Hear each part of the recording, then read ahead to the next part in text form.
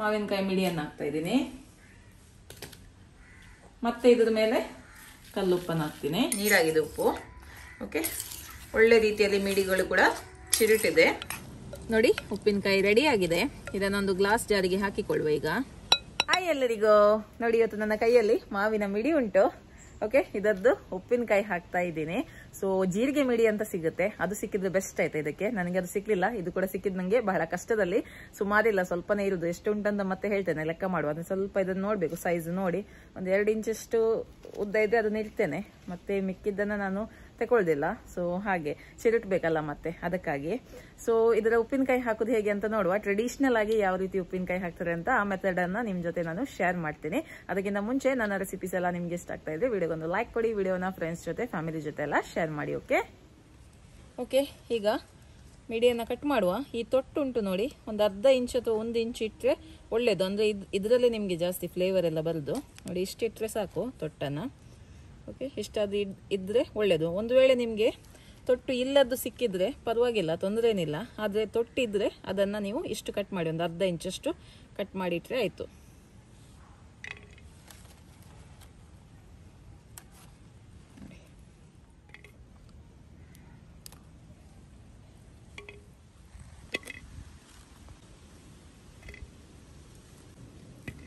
Okay, ನಾನೀಗ ಇದನ್ನೊಂದು ಬಟ್ಟೆಯಲ್ಲಿ ಒರೆಸ್ತಾ ಇದ್ದೀನಿ.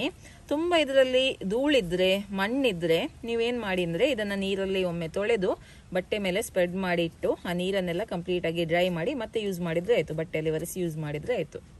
ಓಕೆ, ಈ ತರ ನಾನು ಒರೆಸಿ ಇಡ್ತೀನಿ. ನಂದು ಇದು ಮಾವಿನಕಾಯಿ ಕ್ಲೀನ್ ಆಗಿ ಉಂಟು, ಸ್ವಲ್ಪ ಬಟ್ಟೆಯಲ್ಲಿ ಒರೆಸಿದ್ರೆ ಸಾಕಾಗ್ತದೆ. ಒಂದು ನೀವು ಗಮನದಲ್ಲಿ ಇಡಬೇಕು ಒಂದು ವಿಷಯವನ್ನ, ಏನಂದ್ರೆ ಉಪ್ಪಿನಕಾಯಿ ಮಾಡುವಾಗ ಒಂದು ಚೂರು ಕೂಡ ನೀರಿನ ಅಂಶ ಇರಬಾರ್ದು. ನೀರಿನ ಅಂಶ ಇದ್ರೆ ಏನಾಗುತ್ತೆ, ಫಂಗಸ್ ಬರುತ್ತೆ ಆಯ್ತಾ. ಹಾಗಾಗಿ ಅದೊಂದು ನಾವು ಜಾಗ್ರತೆ ಮಾಡಬೇಕು, ನೀರಿನ ಅಂಶ ಇರಬಾರ್ದು. ಓಕೆ, ನಾವು ಯೂಸ್ ಮಾಡಿರುವಂತಹ ಸ್ಪೂನ್ ಆಗಲಿ, ಪಾತ್ರೆ ಆಗಲಿ, ಗ್ಲಾಸ್ ಜಾರ್ ಆಗಲಿ, ಯಾವುದರಲ್ಲಿ ಕೂಡ ನೀರಿನ ಅಂಶ ಇರಬಾರ್ದು.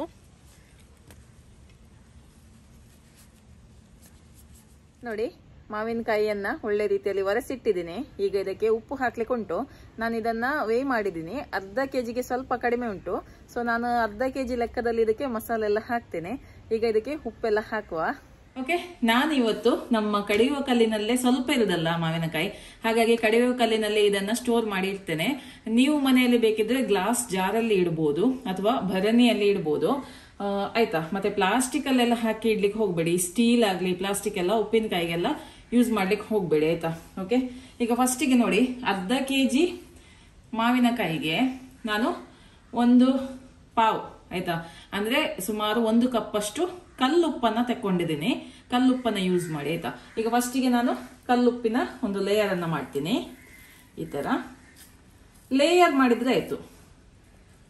ಮಾವಿನಕಾಯಿ ಮಿಡಿಯನ್ನ ಹಾಕ್ತಾ ಇದ್ದೀನಿ, ಮತ್ತೆ ಇದ್ರ ಮೇಲೆ ಕಲ್ಲುಪ್ಪನ್ನ ಹಾಕ್ತೀನಿ. ಹೀಗೆ ಲೇಯರ್ ಮಾಡಿ ಇಟ್ರೆ ಆಯ್ತು. ಈಗ ಮತ್ತೆ ಇನ್ನೊಂದು ಲೇಯರ್ ಹಾಕ್ತಾ ಇದ್ದೀನಿ, ಮತ್ತೆ ಉಪ್ಪು ಹಾಕ್ತಾ ಇದ್ದೀನಿ.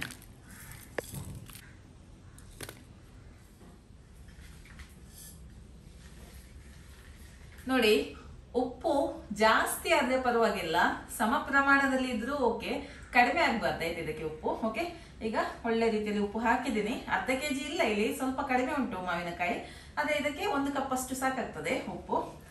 ಈಗ ಇದನ್ನ ಮುಚ್ಚುವ. ಓಕೆ, ಇದನ್ನ ಈಗ ಮುಚ್ಚಬೇಕು. ನಾನು ಅಡಿಕೆದ್ದು ಇದನ್ನ ಯೂಸ್ ಮಾಡ್ತಾ ಇದ್ದೀನಿ. ನೀವು ಬೇಕಿದ್ರೆ ಮಾವಿನ ಎಲೆಯನ್ನು ಕೂಡ ಇಡ್ಬೋದು, ಬಾಳೆ ಎಲೆಯನ್ನು ಕೂಡ ಇಡ್ಬೋದು. ಈಗ ಇದರ ಮೇಲೆ ಗಟ್ಟಿಯಾಗಿದ್ದರ ಕಲ್ಲನ್ನ ಹಾಕಿ ಇಡುವ.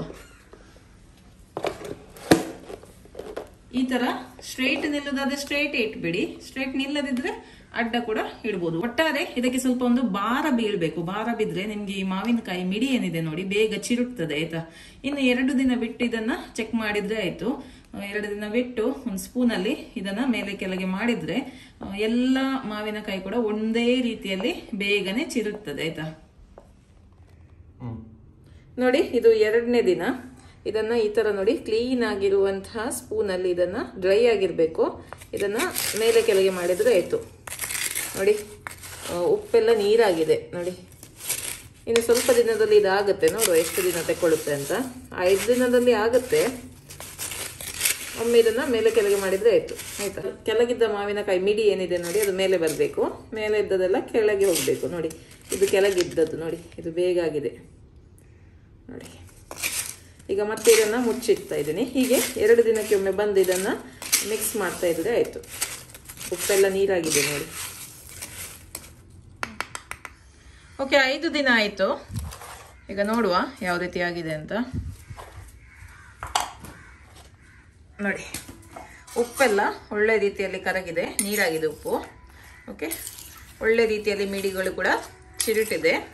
ಇನ್ನು ಇದನ್ನ ತೆಗೆದು ಬಿಡುವ. ನಿಮ್ಗೆ ಯಾವಾಗ ಉಪ್ಪಿನಕಾಯಿ ಮಾಡ್ಲಿಕ್ಕೆ ಉಂಟು ನೋಡಿ ಆವಾಗ ಇದನ್ನ ತೆಗೆದ್ರೆ ಆಯ್ತು. ನಾನು ಇವಾಗಲೇ ತೆಗಿತಾ ಇದ್ದೇನೆ, 5 ದಿನದಲ್ಲೇ ತೆಗಿತಾ ಇದ್ದೇನೆ. ಓಕೆ,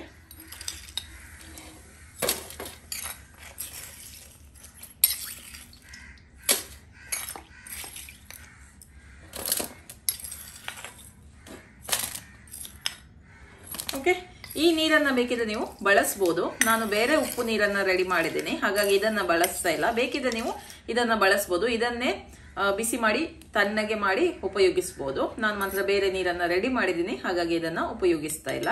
ಈಗ ಇದನ್ನ ಸ್ವಲ್ಪ ಡ್ರೈ ಮಾಡಬೇಕು. ಒಂದು ಬಟ್ಟೆ ಮೇಲೆ ಹಾಕಿ 1 ಗಂಟೆ ಅಥವಾ 2 ಗಂಟೆ ಇದನ್ನ ಬಟ್ಟೆ ಮೇಲೆ ಬಿಡಿಸಿಡುವ. ಓಕೆ, 1 ಗಂಟೆ ಹೀಗೇನೆ ಇರ್ಲಿ, ಮತ್ತೆ ಉಪ್ಪಿನಕಾಯಿ ಮಾಡುವ. ಓಕೆ, ಇಲ್ಲಿ ನೋಡಿ ಗ್ಲಾಸ್ ಜಾರ್, ಮೆಣಸು, ಬೌಲ್ ಎಲ್ಲ, ಸೌಟ್ ಎಲ್ಲ ನಾನು ಬಿಸಿಲಿಗೆ ಇಟ್ಟಿದ್ದೀನಿ ಸ್ವಲ್ಪ ಡ್ರೈ ಆಗ್ಲಿ ಅಂತ. ಯಾಕಂದ್ರೆ ನೀರಿನ ಅಂಶ ಇರಬಾರ್ದು, ಒಂದು ಚೂರು ಕೂಡ ನೀರಿನ ಅಂಶ ಇರಬಾರ್ದು. ಹಾಗಾಗಿ ನಾನು ಇದನ್ನ ಬಿಸಿಲಿಗೆ ಇಟ್ಟಿದ್ದೀನಿ. ಮೆಣಸೆಲ್ಲ ಬಿಸಿಲಿಗೆ ಇಟ್ಟರೆ ನಿಮಗೆ ಗ್ರೈಂಡ್ ಮಾಡ್ಲಿಕ್ಕೆ ಸುಲಭ ಆಗ್ತದೆ, ಬೇಗನೆ ಪುಡಿ ಆಗುತ್ತೆ ಅಂತ ನಾನು ಬಿಸಿಲಿಗೆ ಇಟ್ಟಿದ್ದೀನಿ. ಓಕೆ, ಸ್ವಲ್ಪ ಹೊತ್ತಾದ ನಂತರ ಉಪ್ಪಿನಕಾಯಿ ಹಾಕುವ. ಓಕೆ, ಈಗ ಉಪ್ಪಿನಕಾಯಿ ಮಾಡುವ. ಅದಕ್ಕೋಸ್ಕರ ನಾನು ಉಪ್ಪು ನೀರನ್ನ ರೆಡಿ ಮಾಡಿ ಇಟ್ಟಿದ್ದೀನಿ. 1 ಕೈ ಮುಷ್ಟಿಯಷ್ಟು ಕಲ್ಲುಪ್ಪನ್ನ ಅರ್ಧ ಲೀಟರ್ ನೀರಿಗೆ ಹಾಕಿ ನೀರನ್ನ ಒಳ್ಳೆ ರೀತಿಯಲ್ಲಿ ಕುದಿಸಿ ಈಗ ಪೂರ್ತಿಯಾಗಿ ತಣ್ಣಗಾಗಿದೆ.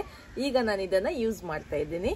ಈಗ ಇದಕ್ಕೆ ಬೇಕಾಗಿರುವಂತಹ ಮಸಾಲೆ ಯಾವುದೆಲ್ಲ ನೋಡುವ. ಓಕೆ, ಈಗ ಉಪ್ಪಿನಕಾಯಿ ಮಾಡ್ಲಿಕ್ಕೆ ಏನೆಲ್ಲ ಬೇಕು ನೋಡಿ. 10 ಬ್ಯಾಡಗೆ ಮೆಣಸು, 5 ಊರಿನ ಗಿಡ್ಡ ಮೆಣಸು ತಕೊಂಡಿದ್ದೀನಿ, 2 ಚಮಚದಷ್ಟು ಸಾಸಿವೆ, ಅರ್ಧ ಚಮಚದಷ್ಟು ಜೀರಿಗೆ, 1 ಚಮಚದಷ್ಟು ಅರಿಶಿಣದ ಪುಡಿ. ಈಗ ಇದನ್ನ ಪುಡಿ ಮಾಡ್ತೇನೆ ಮೊದಲಿಗೆ, ಮತ್ತೆ ಉಪ್ಪು ನೀರನ್ನು ಸೇರಿಸಿ ಮತ್ತೆ ಇನ್ನೊಮ್ಮೆ ಗ್ರೈಂಡ್ ಮಾಡ್ತೇನೆ. ಈಗ ರುಬ್ಬಿರುವಂತಹ ಮಸಾಲೆಯನ್ನ ಇದಕ್ಕೆ ಹಾಕ್ತಾ ಇದ್ದೀನಿ. ಓಕೆ, ಒಳ್ಳೆ ರೀತಿಯಲ್ಲಿ ಮಿಕ್ಸ್ ಮಾಡುವ. ಒಗ್ಗರಣೆ ಬೇಕಿದ್ರೆ ಕೊಡ್ಬೋದು ನೀವು, ನಾನು ಕೊಡುದಿಲ್ಲ. ಅಥವಾ ನೀವು ಯಾವಾಗ ಇದನ್ನ ಸರ್ವ್ ಮಾಡ್ತೀರಾ, ಯಾವಾಗ ಯೂಸ್ ಮಾಡ್ತೀರಾ ಆವಾಗ ಒಗ್ಗರಣೆ ಕೊಟ್ರೆ ಆಯ್ತು. ನೋಡಿ ಉಪ್ಪಿನಕಾಯಿ ರೆಡಿ ಆಗಿದೆ. ಇದನ್ನೊಂದು ಗ್ಲಾಸ್ ಜಾರಿಗೆ ಹಾಕಿಕೊಳ್ಳುವ. ಈಗ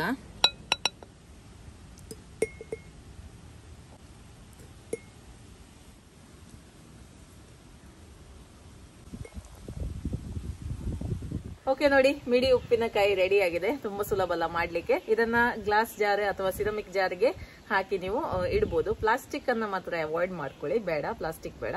ಫ್ರಿಜ್ ಅಲ್ಲಿ ಇಡುವ ಅವಶ್ಯಕತೆ ಇಲ್ಲ, ಬಟ್ ಒಮ್ಮೆ ನೀವು ಫ್ರಿಜ್ ಅಲ್ಲಿ ಇಟ್ರೆ ಮತ್ತೆ ಅದನ್ನ ಫ್ರಿಜ್ ಅಲ್ಲಿ ಇಡಬೇಕಾಗುತ್ತೆ. ಹೊರಗಡೆನೆ ನೀವು ಇಡಬಹುದು. ಇದನ್ನ ಈಗ ಇಮಿಡಿಯೇಟ್ಲಿ ತಿನ್ನುವುದಕ್ಕಿಂತ ಸ್ವಲ್ಪ ದಿನ ಬಿಟ್ಟು ನೀವು ಇದನ್ನ ಯೂಸ್ ಮಾಡಿದ್ರೆ ಉತ್ತಮ. ಅಂದ್ರೆ ಇದು ಮಸಾಲೆ ಎಲ್ಲ ಒಳ್ಳೆ ರೀತಿಯಲ್ಲಿ ಎಳ್ಕೋಬೇಕು, ಮತ್ತೆ ನೀವು ಯೂಸ್ ಮಾಡಿದ್ರೆ ಬೆಸ್ಟ್, ನಿಮ್ಗೆ ರಿಸಲ್ಟ್ ಸಿಗುತ್ತೆ. ಹಾಗೆ ಬೇಕಿದ್ರೆ ಮೇಲ್ಗಡೆಯಿಂದ ಸ್ವಲ್ಪ ವಿನೆಗರ್ ಅನ್ನ ನೀವು ಹಾಕೊಳ್ಬಹುದು. ಇದರ ಶೆಲ್ಫ್ ಲೈಫ್ ಜಾಸ್ತಿ ಆಗುತ್ತೆ ವಿನೆಗರ್ ಹಾಕಿದ್ರೆ. ಬೇಕಿದ್ರೆ ಮಾತ್ರ, ನಾನು ಹಾಕ್ಲಿಲ್ಲ, ನಿಮ್ಗೆ ಬೇಕಿದ್ರೆ ನೀವು ಹಾಕ್ಬಹುದು.